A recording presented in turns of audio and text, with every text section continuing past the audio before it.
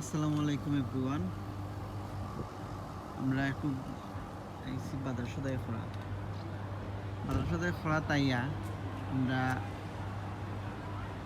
রহিমস আইসি, এটা লোকাল ক্যাশন এসব। আমরা এখানে আইসি বাজার যাওয়ার, বাট ওটার ঠিক ফিসে আপনারা দেখতে পারেন একটা ক্যানেল আছে, আর এই ক্যানেলের মাঝে বিভিন্ন ধরনের বোর্ড আছে। বেসিক্যালি তা বোর্ড মানুষে কিনিয়া বা কেউ বাড়া নিয়ে থাকে। এক একটা বোর্ডের প্রাইস এক এক লাখান। কোনো বোর্ডের প্রাইস আছে 200,000 পাউন্ড, কোনটা আছে 100,000 পাউন্ড, 70,000 পাউন্ড, 80,000 পাউন্ড। এটা ডিপেন্ড করে এটার ভিতর কিলা, এটা ইন্টেরিয়ার ডিজাইন কিলা, এটার কোন ধরনের ফেসিলিটিস আছে, কত সাইজ, কত মিলাইয়া। এখানে মাঝে গভর্নমেন্টের কাছ থেকে পারমিট আনা লাগে। তো এখানে মাঝে ওই দরকার পাওয়ার সকেট, এখানে মাঝে ইলেকট্রিক, গ্যাসের সব তার সুবিধা আছে। একটা মডার্ন হাউসও যে ধরনের সুবিধা থাকে বুঝছেন, এখানে মোটামুটি এই ধরনের সুবিধা সবটাই পাওয়া যায়। আপনি যদি চাইনি কেন খালে খালে ঘুরতা চাইলে ভাড়া নিতে পারবা, 1 সপ্তাহ, 2 সপ্তাহ, 1 মাস, 1.5 মাসের বিভিন্ন কোম্পানি আছে, কোম্পানি তারা ভাড়া দেয়। বিভিন্ন ধরনের টুরিস্ট হলে আইয়া এখানে এই জায়গাগুলো আমাদের ঘুরে দেখে।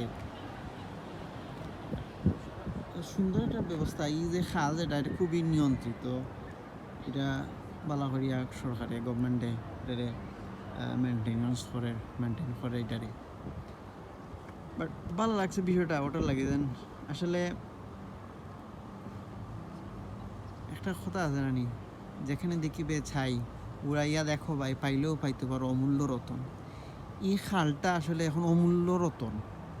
আপনারা দেখলাম মানুষ থাকে খার এখানের মাঝে, এখান থেকে সরকারে একটা ইনকাম বার করছে।